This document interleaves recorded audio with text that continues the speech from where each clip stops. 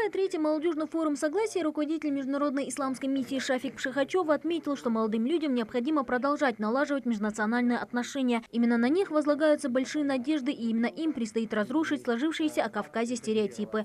То, что исторически после распада Советского Союза тот негатив в отношении к народам Северного Кавказа, тот негатив в отношении ислама, который складывался в Центральной России, это вот создался некий стереотип. Мы считаем, что этот стереотип нужно разрушить. А как можно это разрушить? Этот стереотип можно разрушить только встречаясь, проводя такие тренинги. Гости мероприятия также отметили, что молодые люди должны прежде всего начать с себя, брать пример со старших и никогда не поддаваться пагубным привычкам, чтобы тем самым заслужить довольство и уважение окружающих, а в первую очередь своих родителей.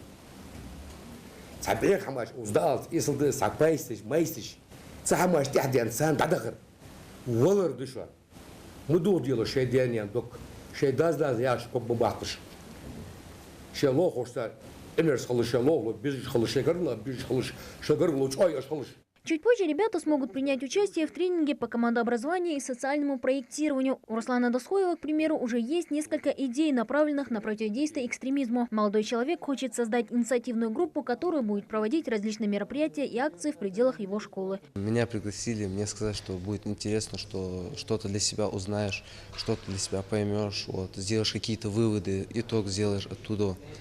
Вот, по этой причине я пришел сюда. Если честно, вот, мне даже понравилось то, что сказали нам старейшины, то, что они нам передали.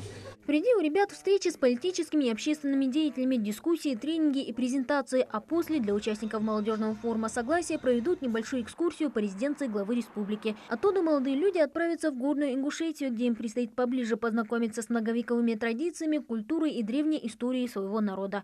Мадина Пугоева, Хаваш Гойгов, Новости 24.